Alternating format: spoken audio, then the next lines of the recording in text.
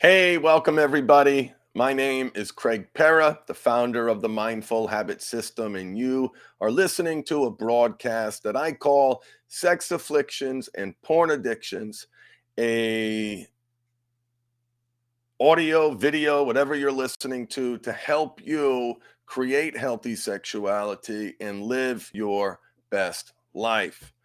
And I was inspired to make this video just knowing historically that the holidays, Thanksgiving, Christmas, Hanukkah, Kwanzaa, the holidays are often shit shows, slip fest, not slip knot, but slip fest. And there's a whole bunch of reasons for that. And what I'm let me just unpack that is it's my experience that to the unprepared, the holidays suck. The holidays suck really bad. They find themselves sinking to new lows. People find themselves basking in indulgence, not feeling good about themselves. People, uh, feel worse, a lot of conflict, a lot of pain. And so, what I want to talk about is some very, very specific things that you can do to make the holidays a tiny bit less of a slip fest and a shit show. And by tiny bit, I really mean that with this tiny perspective shift, you can use the holiday season as an important aspect of your training. And I'm going to explain that in just a little bit. And for everybody who's joining me during this live stream, welcome. Hey, Rob, so glad you are here. Let me know in the chat if you find the holidays for you are a difficult time. And so I want to welcome you guys. And after I'm done with this lecture, one of the benefits that I want to give when I'm doing this live stream, guys, is after I'm done with what I want to share with you, I want to answer your questions too. So I got 15 minutes before I got to run. So let me get through what I got to get through. And that way I can answer your questions. Jewel, what's up? What's up? What's up? What's up? And for those of you who happen to find me somewhere, if you want to join the live stream, you can follow me on YouTube, Facebook, Twitch, LinkedIn, and Twitter. Most of the people here, I think, are from YouTube and Twitch, and that way you get a notification when I broadcast live. Unfortunately, I do not have a schedule, and I look for these little pockets of say, okay, and when I'm inspired, I've got something I want to say. So, what do you want to accomplish this holiday season? Okay. I led off with what we wanted to be less of a slip fest, less of a shit show. But one of the first tip that I have to accomplish that, make it less of a slip fest and less of a shit show, is to be proactive in defining what do you want to accomplish this holiday season? How do you want to feel at the end of this holiday season? And so, yes, there is a certain goal that you might have about not doing something. Hello, Tim. But break a habit, make a habit, right? What do you want to accomplish? How do you want to feel about yourself? What goals do you want to accomplish? And here's the thing, speaking of goals, and this is why I propose the holiday season is the best time to focus, not just on goals, but a very specific type of goal, not the New Year's resolutions. I mean that what you want to accomplish. Of course, that is important, but here I'm talking about to help you make the holidays less of a shit show and less of a slip fest is to focus on infrastructure goals. And here's what I mean by that. Holidays, your relationship with reward is going to be tested. You are going to have more conflict in your life, more variables, more opportunities for excess. And that excess causes conflict. That conflict causes loss of agency and control. That conflict causes fights with our partners, fights with us feeling bad about ourselves. We feel bad about ourselves. We get the reward. We numb, cope, and escape. We do things that we say we don't want to do. And we start the cycle all over again. And so the type of goals that I want you to focus on is the infrastructure goals. Let me say that word again, infrastructure. Infrastructure is the policies, the procedures. Oh, I love those boring words. The policies, the procedures, P&Ps we used to call them back in my regulatory days. Let's check on the P&Ps. And the thought that I'd be sharing that tip with you professionally is mind-blowing to me. I resisted structure and discipline my whole life. The infrastructure goals are the goals that help you, that change your system. So here's an example of a regular goal. Regular goal is I'm going to meditate a minute a day. That's a normal goal. That's a good goal. I'm going to meditate in the morning because I know I need to implement a morning routine for 120 seconds. After I do that 120 seconds, I'm going to write down 3 things I'm grateful for. That's all before I got out of bed, and it's only taken me 120 seconds. The third thing that I'm going to do is I'm going to pay a little extra attention to my mouth. Oral care is mental health. Oral care is physical health. So those are infrastructure goals. Another example, because it's attached to the routine in the morning. You can attach your goals to the routine in the evening. And the reason why the holidays are a great time to work on infrastructure goals, because your infrastructure, your system will be challenged. So the holiday season is a spectacular opportunity to embrace the concept of Kaizen goal setting small, attainable, system-centric goals that have you navigating these variables, these challenges, these risks that the holidays present, so you come into 21 on the upswing, not coming down, but launching. And it doesn't take a lot. It doesn't take a lot, because the perspective is I'm going to use the holidays as a test. I'm going to the test is I have to prioritize in some capacity, a teeny tiny, small, micro capacity, my mind, my body, my spirit.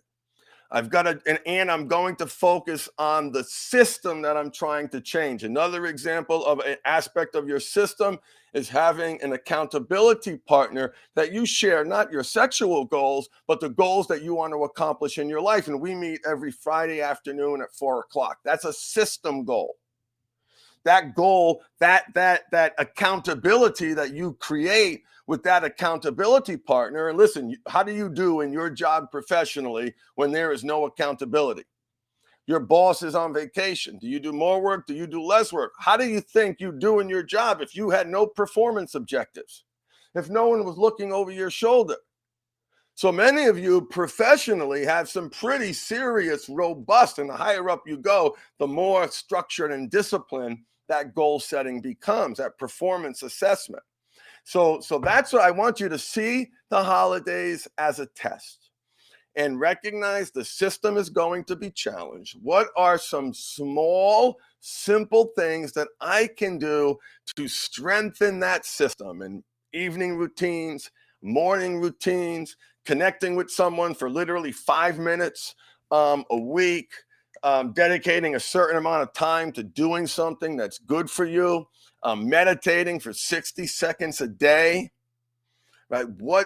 And being proactive of the risks that you are trying to manage. Now, I talked about this in my broadcast, I think it was 2 ago. So if you want more detail on managing the risks inherent during the holiday season, please watch that broadcast or listen to it wherever you are. And I just want to touch on an important point now is what risks are you trying to avoid? Right? What are the bad things that happen to you over the holiday season? For me, it gave me a really powerful opportunity to examine my relationship with reward. And the reward is, it's Christmas time. I deserve my present. I'm providing. I'm busting my ass. I'm doing everything for goddamn everybody and not getting an ounce of appreciation, a stitch of significance. Now, That was in my mind. That wasn't my reality. My wife, if I gave her the chance and let her in, was very supportive, was very kind. It was me. I was broken. So there was a deeply entrenched belief system around that reward. So I ask you, and that's true for many of you, we talk about this all the time with clients, is what is your relationship with that reward? Knowing that you're going to get that reward one way or the other because needs get met reactively, mindlessly, the way you were trained to meet them, or they get met proactively. And so that's the mindset that I want you to have going into the holiday season. I am going to get, my body's going to take a reward somewhere. Now, this is true for most of you. Not all. Most of you need to change your relationship with that reward. So I have a very specific reward system that I've got going into this holiday season. I have said no to some bigger presents. I feel very, very blessed. Please, no, make no mistake, I'm no minimalist. But I've wanted to cut down on the budget for me. That's something that I want to do. We're going to be donating to an organization here in the Sacramento area called Weave.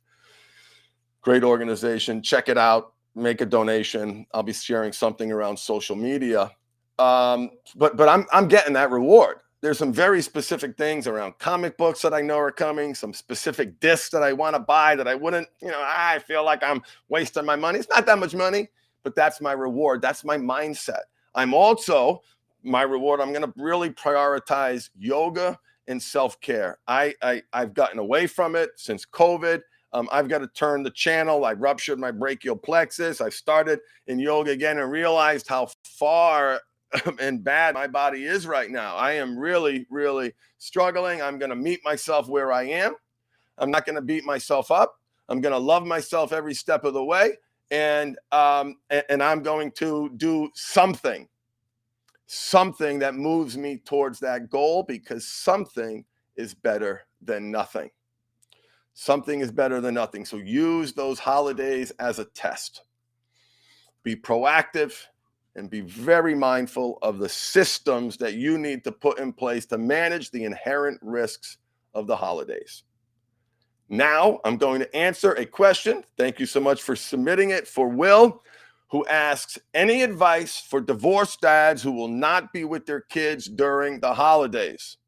That is the time when I feel most alone and most vulnerable. And as a result, Will, of that feeling of most alone and feeling of most vulnerable, the depth of that pain is commensurate, is opposite to the depth of the opportunity that you have to reclaim that time, to reclaim this holiday, to take it back. Not in a selfish, mean, F them and F everybody. And I'm not talking about that at all. I'm saying that you are going to address that loneliness. You are going to explore that vulnerability.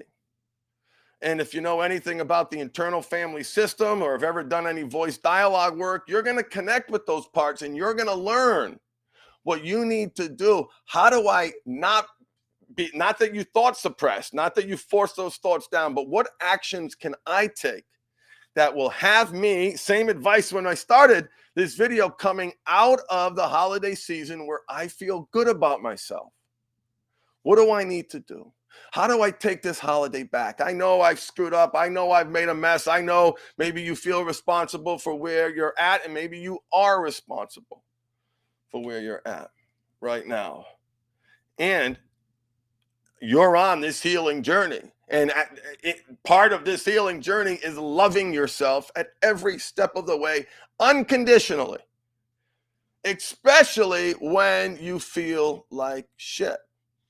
And just a story, you guys have heard this so many times before, is last Christmas, This is when I ruptured my brachial plexus. This is when I experienced the worst adult injury of my adult injury plagued life. I've had back surgery already. I've had jaw surgery. I've been on deck for hip surgery, neck surgery, shoulder surgery.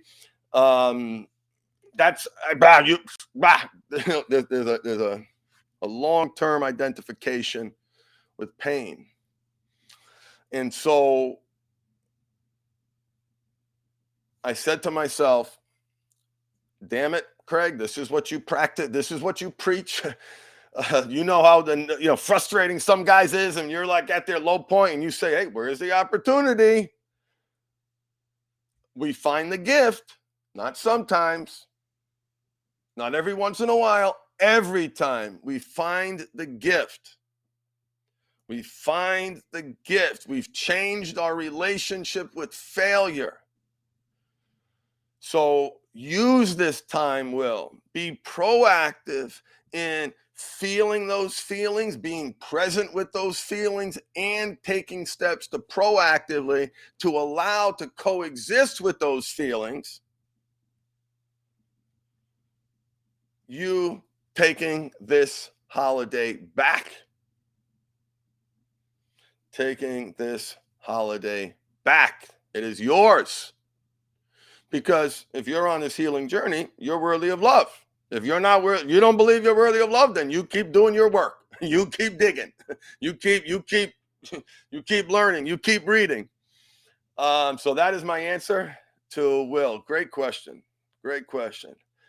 In the chat, Rob talks about one of his goals is to proactively meet my inner critic rather than letting him make me mindlessly react. Remember, the inner critic evolves from the inner critic to quality control, because you're never going to get rid of that part. And I know you know that. I'm just reinforcing it for the other people out here. That inner critic doesn't go away. You piece of shit, you failure, look at everything that you did was wrong.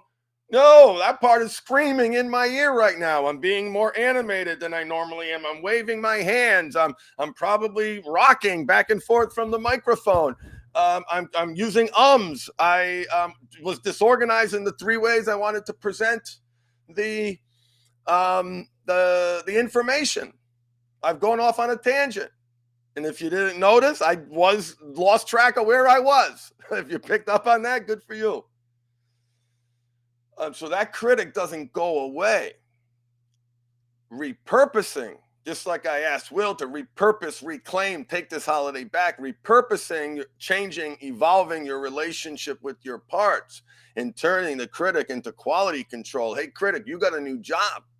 I want you to continue to point out every flaw, every shortcoming, every opportunity that I have in my life to do better. Now, we're going to do it a little differently, though. You're not in charge. I am.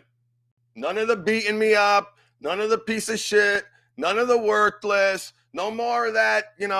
That doesn't work. That makes things worse. So we're going to change. So I need you, though. I need you, critic. That's how I see problems. That's how I'm able to fix them. I love you, critic. Right now, reach out, give your critic a hug. You need that critic. You need that voice in your head. No one wants to be complacent, but you have to reclaim that part. You have to reclaim that part. And in changing your relationship with that part, Rob talks about changing your relationship with failure. Changing your relationship with failure. I share with you a quick story. I have a client who said to me recently, and so you're telling me that I failed, I slipped, and whenever a client says they slipped, I say congratulations. You're talking about congratulations. Now you told me. Now we can do something. Now we can analyze it, and that shame that's like you got right now, we got to get rid of that. You don't have to feel that way. But how am I going to know it's a bad thing? You will. In fact, you will. And what people learn, because there's such a drive, such a desire to crap all over yourself, to beat yourself up. That's your compliance mechanism.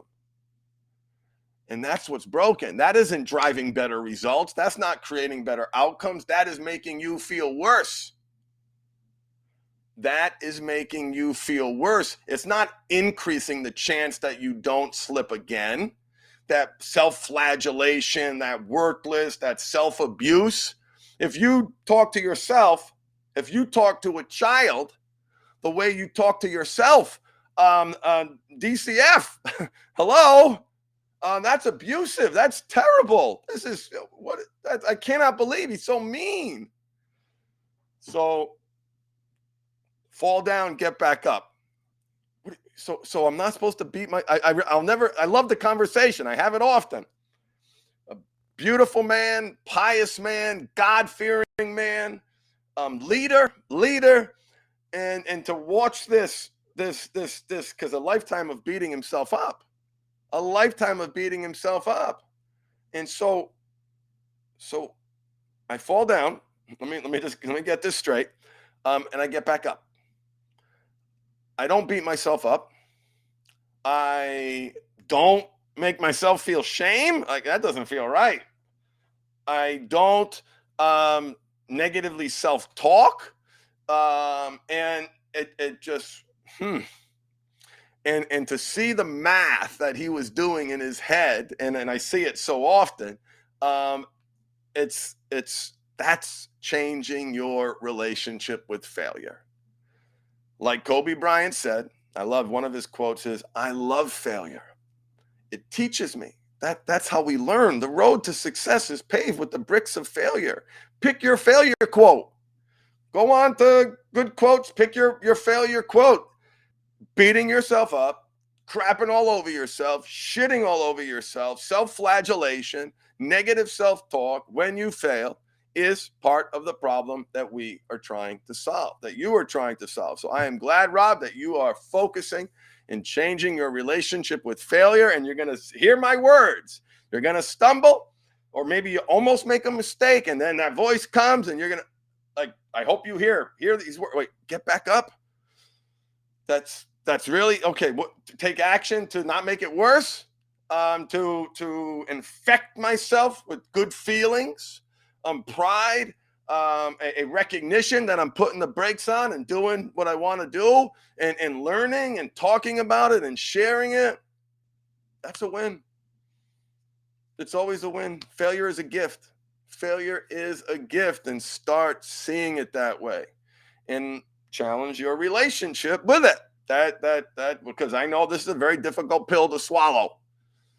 This is a very difficult pill to swallow. And I'm beating a dead horse and talking about it again, but I just remember the words. So I fall down and I get back up, and that increases positive outcomes. Or I fall down, beat myself up senseless, drive compliant for rigorous compliant for a short period of time, rooted in shame, and then weeks later, months later, years later, ultimately unable to dam the flow of self-deprecation, and I numb, cope, and escape from that. That's not the better way. Are you sure? I'm not supposed to beat myself up? Anyway, a little drama. Those aren't the exact quotes. I absolutely embellished that story for purposes of effect, but it is a truth that I experience all the time in helping men and women, everyone, changing their relationship with failure. There's such deeply entrenched belief systems around failure. There is an origin story to failure. There's meaning a family of origin component to failure. You learned and were trained how to respond to failure. And for some of us, that training sucked. That training absolutely sucked. So thank you so much for joining me. Check me out, sign up, click subscribe, do what you need to do for YouTube, Facebook, Twitch, LinkedIn, or Twitter. That way you get notifications regarding this broadcast, and that way you can ask questions. Thank you so much for Rob, to Will and Jewel for asking questions. So glad you're here and look forward to keep answering them. Great perspective, great conversations. Be proactive in making this holiday the best one ever. No matter where you are, no matter how low you are, the phoenix rises from the ashes. Let this be your time.